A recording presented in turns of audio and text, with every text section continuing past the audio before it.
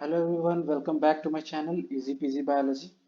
तो देखिए, इस वीडियो में हम लोग डिस्कस करेंगे डीएनए रिपेयर मैकेनिज्म्स के बारे में। तो हमारा क्वेश्चन है कि डीएनए रिपेयर मैकेनिज्म्स क्या होते हैं, इसके बारे में बताइए। ठीक है, एग्जैक्ट क्वेश्चन है कि describe the process of DNA repair. ठीक है, डीएनए रिपेयर कैसे होता है। पेपर 7 का हमारा बहुत इंपॉर्टेंट क्वेश्चन है, तो इसको देखते हैं। आइए, ठीक है। तो देखिए, डीएनए को रिपेयर क्यों करना है ना, डीएनए को रिपेयर क्यों करना है। ठीक है, तो कभी कभी होता है कि कुछ कुछ कहीं पे गलत हो जाता है। फॉर एग्जांपल रेप्लिकेशन में कोई एरर हो जाता है, रेप्लिकेशन में एरर हो जा सकता है। ठीक है, मान लिया कि रेप्लिकेशन में एरर ना हुआ हो, तो ये भी हो सकता है कि डैमेज हो जाए, डीएनए क्या हो जाए, डैमेज हो जाए। डैमेज भी तो हो सकता है डीएनए। कैसे डैमेज होता है, जैसे हम लोग पढ़े थे पिछले पेपर में, क्वेश्चन था हमारा कि आयनाइजिंग और नॉन आयनाइजिंग रेडिएशंस क्या करता है, डीएनए को डैमेज कर सकता है। For example X-rays. तो डीएनए जो है वो रेप्लिकेशन के टाइम पे कुछ उसमें मिस्टेक्स हो सकता है, या फिर हम लोग इतना आजकल रेडिएशन पॉल्यूशन हो गया, इतना हर जगह रेडिएशन है कि वो डीएनए डैमेज होते रहता है। हमारे सेल के अंदर डीएनए डैमेज हमेशा होते रहता है, और एक रिपेयर मैकेनिज्म हमेशा ही काम कर रहा होता है। ठीक है, तो ये डीएनए रिपेयर मैकेनिज्म हमेशा हमारे बॉडी में चल रहा होता है, हर सेल में, और हमेशा ये वर्क कर रहा होता है। ठीक है, अगर ये रिपेयर मैकेनिज्म से फेल हो गया, रिपेयर मैकेनिज्म से बच गया, तब जाके वो फाइनली म्यूटेशन होता है। क्योंकि गलतियां होते रहता है और डैमेज होते रहता है डीएनए, लेकिन उसको रिपेयर कर दिया जाता है। ठीक है, और ये डीएनए रिपेयर मैकेनिज्म फेल नहीं होना चाहिए, नहीं तो क्या हो जाएगा, म्यूटेशन हो जाएगा, जो कि हो भी जाता है। मतलब क्या है कि ये मैकेनिज्म हमेशा चलते रहता है, ये कोई बिल्कुल अनयूजुअल बात नहीं है कि डीएनए कभी डैमेज ना होगा या फिर कुछ एरर्स ना हो जाए। ठीक है, अब देखिए ये कैसे कैसे होता है। जैसे हम लोग अगर इंट्रोडक्शन में पहले सबसे पहले बताएंगे कि क्यों हो जाता है डीएनए डैमेज, तो रेडिएशन के कारण हो सकता है, रेप्लिकेशन के टाइम एरर्स हो सकता है। ठीक है, तो ये सब चीज डिस्कस करेंगे। अब म्यूटेशन से बचाने के लिए सेल के पास बहुत सारा मैकेनिज्म्स है कि ये जो है, जो हमारा जीनोम हो वो 100% क्या हो, एक्यूरेट हो, और रेप्लिकेट भी हो तो 100% एक्यूरेट हो, और हमेशा सेम ही बना रहे, वो ज्यादा कम से कम म्यूटेशन हो, म्यूटेशंस मिनिमम या फिर न के बराबर हो। इस चीज के लिए हमारे बॉडी में बहुत सारा क्या है, तरीका है, मैकेनिज्म्स है। सबसे पहले है क्या, प्रूफ रीडिंग। तो सबसे पहले लेवल पे क्या है, प्रूफ रीडिंग। प्रूफ रीडिंग क्या है, इसको हम लोग आगे एक्सप्लेन, सब चीज आगे एक्सप्लेन वे में देखेंगे। ठीक है, तो सबसे पहले तो proof reading, mismatch repair, chemical reversal, excision repair, double standard break repair, accumulated mutations in division, regulated genes में कॉज कैंसर। अब देखिए, जो म्यूटेशन है वो अगर एक्यूमुलेशन उनका होने लगे तो काफी सारा सेल के अंदर मेटाबॉलिक चेंजेस आ सकते हैं, कुछ प्रोटीन का मिसिंग होना या अल्टर हो जाना, और इसके कारण क्या होगा कि cell cycle and cell control जो होता है वो सब डिस्टर्ब होना, और फिर मतलब कहने का मतलब this can be cancerous, cancer हो सकता है म्यूटेशंस के कारण। ठीक है, तो ये जरूरी है कि हमेशा हमारा जो जेनेटिक मटेरियल है वो हमेशा ही क्या रहे, एग्जैक्ट रहे, सेम रहे, चेंज ना हो, म्यूटेशन कम से कम। अब डीएनए डैमेज जो है या फिर रेप्लिकेशन एरर है, या तो डीएनए प्रूफ रीडिंग या रिपेयर मैकेनिज्म से ठीक कर दिया जाता है, नहीं तो अगर ये नहीं हो पाया, इसके बस का नहीं है या फिर मिस हो गया, तो उसको प्रोग्राम्ड सेल डेथ के लिए भेज दिया जाता है, एपोप्टोसिस के लिए भेज दिया जाता है। जैसे हम लोग सेल साइकिल में, genetic regulation of cell cycle में भी एपोप्टोसिस का बात किए थे। ठीक है, कि अगर डीएनए रेप्लिकेशन में कोई दिक्कत है या फिर डीएनए डैमेज्ड है इसी तरीके का, और रिपेयर मैकेनिज्म उसको ठीक नहीं कर सकता है, तो उसको एपोप्टोसिस के लिए सेल को भेज भेज नहीं दिया जाता है। एपोप्टोसिस के रास्ते पे चल पड़ता है, और सेल में वैसे चेंजेस आने लगते हैं कि सेल का फाइनली डेथ हो जाता है, प्रोग्राम्ड है सेल डेथ। सेल का डेथ प्रोग्राम्ड है, फिक्स है, तो इसको बोलते हैं एपोप्टोसिस। अब देखिए, mutations get pass to the daughter cells only when these mechanisms fail. अब ये जो म्यूटेशन है, म्यूटेशन नेक्स्ट सेल में, डॉटर सेल में तभी पास होगा जब ये रिपेयर मैकेनिज्म्स फेल होगा। इसीलिए तो इतना सारा रिपेयर मैकेनिज्म्स है, ताकि म्यूटेशंस पास ना हो सके, म्यूटेशंस वहीं के वहीं ठीक कर दिया जा सके, तो इसको रोका जाए, इससे बचाया जा सके कि नेक्स्ट सेल में वो ट्रांसफर ना हो। अब देखिए, प्रोसेस क्या है डीएनए रिपेयर का।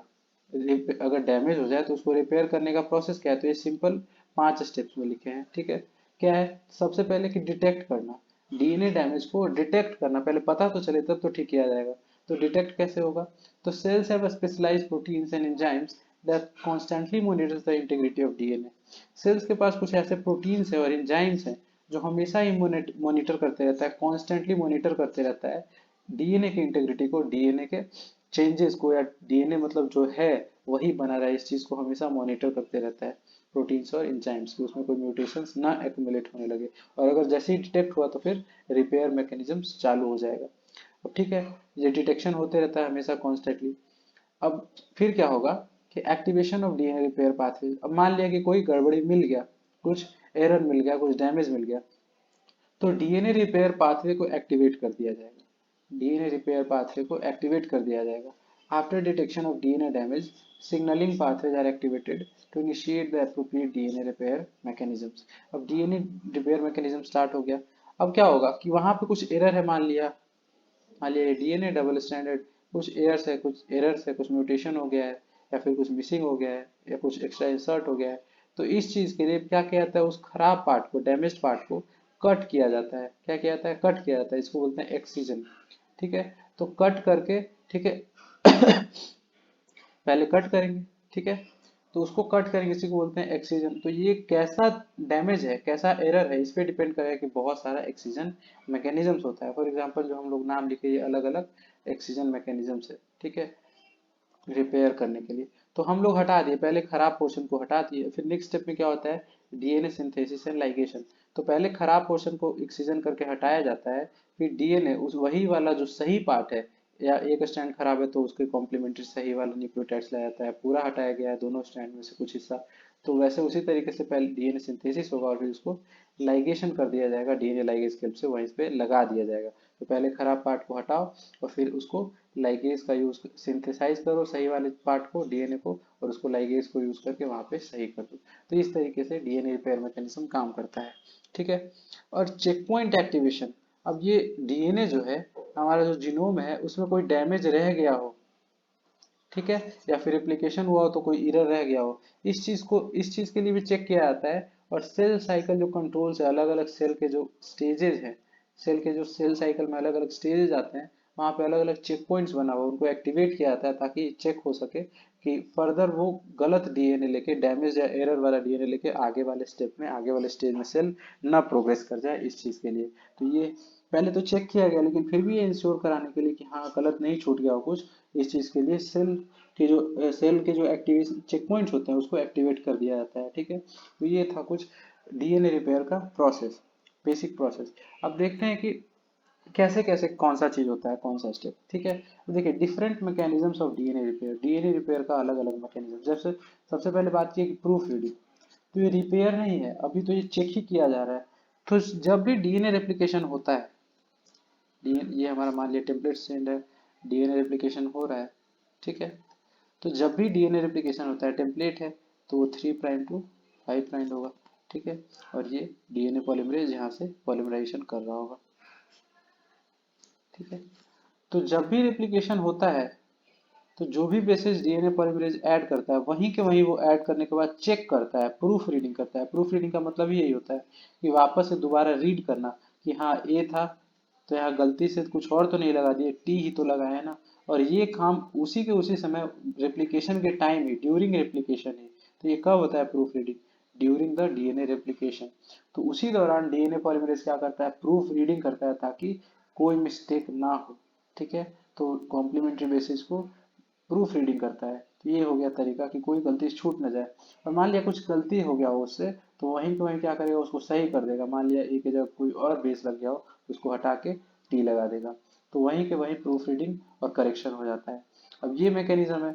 अगर मान लिया अब इससे भी कुछ बच गया, ये कौन करता है प्रूफ रीडिंग, तो डीएनए पॉलीमरेज, बहुत इंपॉर्टेंट। अब देखिए अलग अलग लेवल्स है स्क्रीनिंग के। यहाँ पे मान लिया कुछ बच गया, डीएनए पॉलीमरेज से बच गया, एक तो प्रूफ रीडिंग हो ही रहा है। फिर भी मान लिया कोई गलती कर दिया, इसके प्रूफ रीडिंग में नहीं पकड़ा है, एक की जगह कुछ और लगा दिया और डीएनए पॉलीमरेज आगे बढ़ गया, तो ये तो रह गया एरर। तो दोबारा से उसको चेक करने के लिए और उसको, उस मिसमैच को रिपेयर करने के लिए मिसमैच रिपेयर मैकेनिज्म होता है। तो ये कब चलता है मिसमैच रिपेयर मैकेनिज्म, रेप्लिकेशन के जस्ट बाद चलता है। तो रेप्लिकेशन के दौरान ही, उसी टाइम ही डीएनए पॉलीमरेज प्रूफ रीडिंग करता है, लेकिन फिर भी बाई चांस उसे कुछ छूट जाए, तो बाद में मिसमैच रिपेयर चलाया जाता है, जस्ट बाद में, बहुत देर बाद में नहीं, रेप्लिकेशन के जस्ट बाद में पीछे से क्या कर चलाया जाता है, मिसमैच रिपेयर मैकेनिज्म, कि अगर कुछ मिसमैच रह गया हो तो उसको वहीं पे करेक्ट किया जाए, ठीक है। तो right after the DNA replication, remove and replace the mismatched pairs, और उसको वहीं ठीक कर दिया जाता है। Can also detect and correct small insertion and deletions, अगर कोई स्मॉल इंसर्शन है, कुछ एक्स्ट्रा लग गया हो या कुछ मिसिंग हो गया हो, डिलीट हो गया हो, तो उसको भी वहीं वहीं ठीक कर दिया जाता है। तो दो मैकेनिज्म तो सेल का ये हो गया कि सबसे पहले रिप्लिकेशन के दौरान ही तुम दोबारा से देखो, प्रूफ रीडिंग करो, ये कौन काम करता है, डीएनए पॉलीमरेज। और जस्ट रेप्लिकेशन के बाद ही मिसमैच रिपेयर मैकेनिज्म चलता है, और वहां पे अगर कुछ छोटा सा मोटा इंसर्शन या फिर गलत मिसमैच हो जाए, मिसपेयर्ड हो जाए या फिर डिलीशन हो जाए, तो वहीं वहीं ठीक किया जाता है। अब देखिए डीएनए वहां पे तो प्रूफ रीडिंग है, कोई गलती ना हो इस चीज के लिए दो मैकेनिज्म है कि कोई गलती ना हो, गलती से बचाने के लिए प्रूफ रीडिंग करो और मिसमैच रिपेयर करो, ठीक है, ताकि रेप्लिकेशन में कोई गलती ना हो। मान लिया रेप्लिकेशन सही हो गया 100% एक्यूरेट, ठीक है, रेप्लिकेशन सही हुआ है 100% एक्यूरेट, ठीक है। तो अब जो है इन्वायरमेंट में इतना सारा फैक्टर्स है कि डीएनए को कॉन्स्टेंटली डैमेज करते रहता है, डैमेज। तो रेप्लिकेशन के टाइम से बचाने के लिए, रेप्लिकेशन के टाइम को एरर ना हो इस चीज से बचाने के लिए proof reading and mismatch repair है। लेकिन एनवायरनमेंट में इतना सारे रेडिएशन और इतना सारे एक्सटर्नल फैक्टर्स है, म्यूटेजेंस है, कि वो डैमेज करते रहता है डीएनए को। तो एक मैकेनिज्म चाहिए जो डैमेज को आइडेंटिफाई करके उसको क्या करे, ठीक करते रहे। तो अब डैमेज रिपेयर मैकेनिज्म हम लोग पढ़ने वाले हैं कि ठीक है रेप्लिकेशन सही से हो गया, वो होता ही है, ठीक है, लेकिन डैमेज हो जाए तो उसको कैसे आइडेंटिफाई और कैसे ठीक किया जाएगा। तो जिसमें सबसे पहला है कि डायरेक्ट रिवर्सल। इसमें क्या होता है कि किसी केमिकल प्रोसेस के कारण, किसी फैक्टर के कारण, जो हमारा कोई बेस बेस होता है नाइट्रोजनस बेस, वो चेंज हो जाता है, उसका नेचर, उसमें केमिकल चेंजेस आ जाते हैं, ठीक है। तो इसमें डायरेक्ट रिवर्सल में क्या किया जाता है कि जो केमिकल के कारण वो चेंज है, वो केमिकल को हटा दो तो वो वापस नॉर्मल हो जाएगा। फॉर एग्जाम्पल ये देखिए, reverse the damage causing reaction. For example क्या होता है कि ग्वानिन है बेस पेयर, बेस है, अब ये ग्वानिन किससे पेयरिंग करेगा, सी से, ठीक है। लेकिन गोनिन में क्या हो जाता है कि मिथाइलेशन हो जाता है, CH3 अटैच हो जाता है। तो ये जो मिथाइलेटेड ग्वानिन है, मिथाइलेटेड ग्वानिन, ये एक तरह से इसका नेचर खराब हो गया है। इसको सी से पेयर करना था लेकिन ये टी से पेयर करने लग जाता है। तो ये क्या हो गया, खराब हो गया, एक तरह से म्यूटेशन ही तो हो गया। तो मिथाइलेटेड ग्वानिन टी से पेयर करने लग जाता है जबकि उसको सी से करना था, ठीक है। तो इस चीज को सही करने के लिए ग्वानिन से मिथाइल हटा दो, जो उसका दिमाग घुमा हुआ है वापस से क्या हो जाएगा, दिमाग लाइन पे आ जाएगा, सीधा हो जाएगा। तो जी और फिर सी का पेयरिंग होने लगेगा। तो बस हम लोग जो कॉज है उसी को रिवर्स कर दे रहे हैं, मिथाइल को हटा दे रहे हैं, मिथाइल जुड़ गया था, मिथाइल हटा दिए, तो फिर वापस से वो सी से पेयर करने लगेगा। We have enzymes that can remove the CH3 and the base to normal. तो कुछ एंजाइम्स है जो CH3 को जो मिथाइलेशन डीमिथाइलेशन करा सकते हैं, और CH जो ग्वानिन है उसको नॉर्मल नॉर्मल ग्वानिन में कन्वर्ट कर सकते हैं। तो ये टेक्निक होता है डायरेक्ट रिवर्सल, ओके। अब दूसरा है एक्सीजन रिपेयर, मतलब कि कुछ गलत हो गया हो, डैमेज हो गया हो, तो काट के उसको ठीक करो, उसको सही चीज लगा के। तो एक्सीजन रिपेयर में दो होगा, base excision and nucleotide excision. और तीसरा है डबल स्टैंडर्ड ब्रेक रिपेयर। ये भी, तो ये तीनों देखेंगे हम लोग, ठीक है। तो डायरेक्ट रिवर्सल हो गया, अब आगे देखते हैं एक्सीजन रिपेयर। अब देखिए इसमें क्या है कि मान लिया डीएनए में कुछ डैमेज हो गया हो, कुछ मिस हो गया हो या कुछ चेंजेस हो गया हो, ठीक है। तो क्या करता है कि डीएनए को एक्सीजन, उसके पार्ट को, उस पार्ट को, डैमेज पार्ट को एक्सीजन काट के हटा दिया जाता है और नया पार्ट लगा दो। सीधा यही मतलब है कि काट के हटा दो डैमेज खराब पार्ट को और नया पार्ट लगा दो। तो बेस एक्सीजन इसमें दो तरीके का हो जाएगा कि अगर कोई नाइट्रोजन बेस खराब है तो बेस को हटा के सही बेस लगा दो, ठीक है। या फिर क्या होता है कि पूरा का पूरा न्यूक्लियोटाइड खराब है तो न्यूक्लियोटाइड ही काटना पड़ता है और फिर सही चीज लगाया जाता है।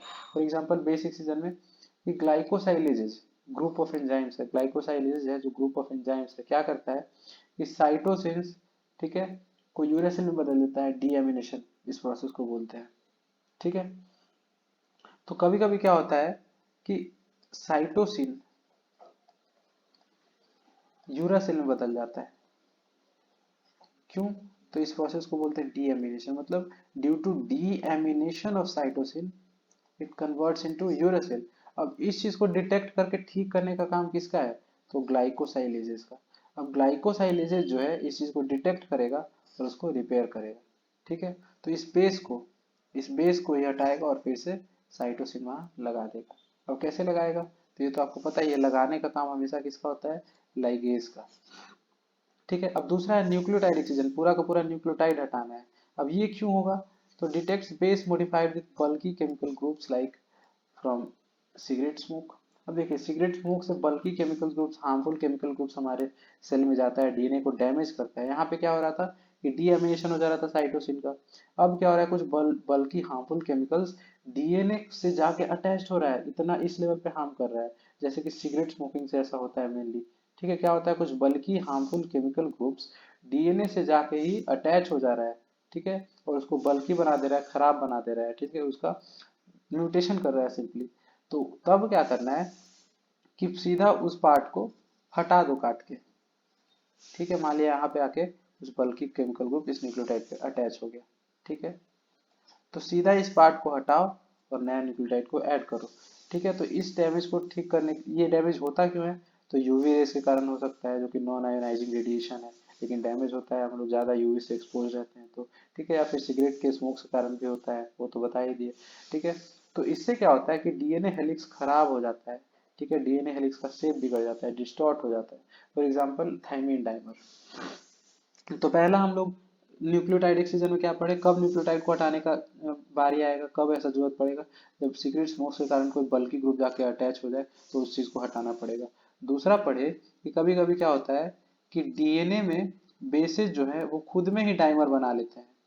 फॉर एग्जाम्पल थाइमीन डाइमर इसका एग्जाम्पल, थाइमीन। अब फॉर एग्जाम्पल यहाँ टी टी था, तो सामने ए के साथ यहाँ हाइड्रोजन बॉन्ड बनाता, ए।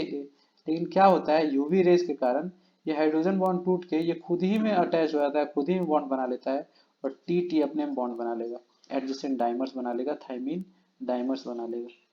ठीक है, तो यहाँ पे भी इस दोनों ही न्यूक्लियोटाइड को हटाने का काम आता है और न्यूक्लियोटाइड एक्सीजन का जरूरत पड़ता है। ठीक है, और यहाँ पे एंजाइम कौन सा यूज होगा, तो हेलिकेज। अब हेलिकेज पहले हेलिक्स को ये करेगा, तोड़ेगा, फिर ये न्यूक्लियोटाइड को हटा के फिर नया जो डीएनए है उसको सिंथेसाइज करके लाइगेज यूज किया जाएगा। क्या स्टेप है, इसीलिए शुरू में हमें यहाँ पे बताया कि सबसे पहले एक्सरसाइज किया जाता है, काट के हटाया जाता है जरूरत पड़े तो, फिर डीएनए सिंथेसिस होता है सही वाला, और फिर उसमें लाइगेशन जोड़ दिया जाता है। ठीक है, तो वैसे ही होगा। तो ये हो गया न्यूक्लियोटाइड एक्सीजन। अब क्या होता है कि तीसरा है, पहले हम लोग पढ़े क्या कि डायरेक्ट रिवर्सल, दूसरा पढ़े कि एक्सीजन रिपेयर। एक्सीजन रिपेयर में भी दो पढ़े, बेस एक्सीजन और न्यूक्लियोटाइड एक्सीजन। और तीसरा है डबल स्टैंडर्ड ब्रेक रिपेयर। अब देखिए ये बहुत ज्यादा और सीवियर डैमेज डीएनए में जब हो जाता है, ये किसके कारण होता है पहले वो देख लीजिए। आयोनाइजिंग रेडिएशंस जो होते हैं, आयोनाइजिंग रेडिएशंस, कौन होता है आयोनाइजिंग रेडिएशन, एक्सरे। एक्सरे होता है, गामा रे होता है। तो गामा रे से तो हम लोग ज़्यादा एक्सपोज नहीं होता है, इसीलिए ये उतना कॉमन नहीं है, लेकिन हार्मफुल बहुत ज़्यादा है, बहुत खतरनाक है। गामा रे से हम लोग एक्सपोज नहीं होते, यही अच्छा बात है। ये कॉमन ही नहीं है, लेकिन हार्मफुल बहुत ज़्यादा है एक्सरे से। तो एक्सरे से हम लोग हो जाते हैं एक्सपोज कभी कभी, क्योंकि हम लोग जब एक्सरे मशीन पे अपना इमेजिंग कराने जाते हैं और एक्सरे हमारे बॉडी पे पड़ता है। ठीक है, तो एक्सरे ज़्यादा इसीलिए नहीं करवाना चाहिए क्योंकि ये बहुत ही हाई एनर्जी इलेक्ट्रोमैग्नेटिक वेव्स होते हैं, इसमें एनर्जी काफ़ी ज़्यादा होता है, और ये मॉलिक्यूल्स को आयोनाइज कर सकता है, उसका इलेक्ट्रॉन को निकाल सकता है, किक ऑफ कर सकता है, और आयंस में कन्वर्ट कर देगा, और ये काफ़ी ज़्यादा हार्मफुल होता है। अब देखिए ये जो आयोनाइजिंग रेडिएशंस होते हैं, यहाँ डीएनए के स्ट्रैंड को तोड़ तक देते हैं, इतना हाई एनर्जी होता है। बीच में से ही दोनों स्ट्रैंड को दो हिस्से में तोड़ दिए। ठीक है, तो ऐसा अगर डैमेज हो जाए इस लेवल पे, इस इतना सीवियर डैमेज हो जाए डीएनए में, ठीक है, तब उसको किस तरीके से ठीक किया जाएगा वो हम लोग पढ़ने वाले हैं डबल स्टैंडर्ड ब्रेक रिपेयर में। मतलब दोनों ही स्टैंड टूट गया है और ये ऐसे ब्रेक को रिपेयर करना है। तो DNA break into two due to high energy radiation like X-ray. ठीक है, अब देखिए इसका दो तरीका है। पहला है कि non homologous and joining, and. ठीक है, E and non homologous and joining. ठीक है, इसमें क्या करते हैं कि सिंपली जो टूट गया है इसको हम लोग जोड़ देते हैं लाइगेज का यूज करके। क्या किए कि इसको हम लोग जोड़ दिए। अब ये एक ही क्रोमोसोम का हिस्सा होगा, तो इसको सीधा हम लोग जोड़ दिए, कोई यहाँ दूसरा क्रोमोसोम का तो यूज नहीं हो रहा है, इसीलिए हम लोग बोलते हैं नॉन होमोलोगस एंड जॉइनिंग। बस दोनों इनको जोड़ दिए, simply glued back few mutations created at the break site better than losing the entire arm. अब ऐसा करने से क्या हो रहा है कि कुछ म्यूटेशंस रह जाएगा, मान लिया यहाँ से टूटा था, तो हो सकता है वहाँ पे कुछ बेसिस या न्यूक्लियोटाइड्स मिस हो गए, और यहाँ पे हम लोग जोड़ दिए जब, तो कुछ यहाँ पे कुछ पार्ट मिसिंग रह जाए और कुछ म्यूटेशन क्रिएट हो जाए। तो कुछ म्यूटेशन इससे अराइज होता है इस मेथड से जब डीएनए रिपेयर होता है। तो non homologous and joining, simply हम लोग इसको लाइगेज से जोड़ दिए। ठीक है, तो जो ब्रेक साइट है यहाँ पे म्यूटेशन अराइज हो सकता है। लेकिन जो दूसरा वाला मैकेनिज्म है होमोलोगस रिकॉम्बिनेशन, इसमें क्या होता है कि म्यूटेशंस नहीं होता है। तो इस तरीके में क्या किया जाता है, अब इसमें भी टूटा ही है, चीज वही हुआ है, दोनों अलग अलग तरीका है उसको ठीक करने का। एक तो हम लोग उसको नॉन होमोलोगस एंड ज्वाइनिंग किए, ठीक है। अब यहाँ पे होमोलोगस क्रोमोसोम का यूज किया जाता है। फॉर एग्जांपल ये क्रोमोसोम नंबर 2 था और इसका ऐसे कहीं पार्ट डीएनए का ब्रेक हो गया है, दोनों स्ट्रैंड टूट गया है, ठीक है। अब क्या करेंगे कि इसका जो होमोलोगस पेयर ऑफ क्रोमोसोम है उसको लेके आएंगे और यहाँ से इसको एज ए टेम्पलेट यूज करके इसके जो न्यूक्लियोटाइड्स हैं इसको यूज करके हम लोग यहाँ पे सिंथेसिस करेंगे, ठीक है। और यहाँ पे इसको रिपेयर कर देंगे। तो यहाँ क्या हो रहा है, ये कुछ मिसिंग नहीं हो रहा है ब्रेक साइड पे, और इसी का अपना ही जो लोकस होते हैं सेम होते हैं होमोलोगस क्रोमोसोम्स के, सेम ही जीन्स प्रेजेंट होते हैं आमने सामने, तो उसको एज ए टेम्पलेट यूज करके उसको हम लोग यहाँ पे रिपेयर कर देंगे। तो इसी कारण म्यूटेशंस नहीं क्रिएट होता है और कुछ लूज भी नहीं होता है, म्यूटेशंस नहीं होगा। तो ये किस में म्यूटेशन नहीं होगा, तो होमोलोगस रिकॉम्बिनेशन में, ठीक है। तो होमोलोगस क्यों नाम है, क्योंकि यहाँ पे होमोलोगस क्रोमोसोम का यूज हो रहा है। टूटा ये था लेकिन इसको बुलाया गया इसको देख के रिपेयर करने के लिए, तो इसलिए होमोलोगस। यहाँ पे होमोलोगस क्रोमोसोम का नहीं यूज किया जा रहा है इसलिए ये नॉन होमोलोगस, ठीक है। तो यही था, अगर डीएनए दोनों स्ट्रैंड टूट जाए तो ये मैकेनिज्म हो गया। तो यही सब था कुछ रिपेयर मैकेनिज्म्स, और डीएनए जो है कैसे डैमेज होता है तो रिपेयर किया जाता है, किस किस कारणों से डैमेज होता है, और डैमेज ना हो इसके लिए भी भरपूर प्रयास किया जाता है, प्रूफ रीडिंग और मिसमैच रिपेयर। तो ये है हमारे सेल का डीएनए रिपेयर मैकेनिज्म्स। और ये सब चीज़ से अगर रह जाए, पहले तो उसको रिप्लिकेशन के टाइम में कोई एरर ना होने दे, proof reading, mismatch repair, damage हो जाए तो उसको इतने तरीके से ठीक करते रहे हमेशा, और सब चीज़ से रह जाएगा तब म्यूटेशन होगा, और वो म्यूटेशन अगले जनरेशन में ट्रांसफर हो सकता है। तो इसका चांसेस बहुत कम कर दिया जाता है, ठीक है। अगले जनरेशन के अगले सेल में जब डिवाइड करेगा तो ट्रांसफर होगा, अगर वो जर्म सेल होगा तो अगले जनरेशन में भी जा सकता है। तो ये तरीका है, ठीक है। आई होप कि आपको हर चीज़ अच्छे से समझ में आ गया होगा डीएनए रिपेयर मैकेनिज्म्स। बाकी हम लोग नेक्स्ट वीडियो में किसी और टॉपिक के साथ मिलते हैं। Thank you for watching the video, and if this video was helpful you can like the video, subscribe to the channel. Thank you.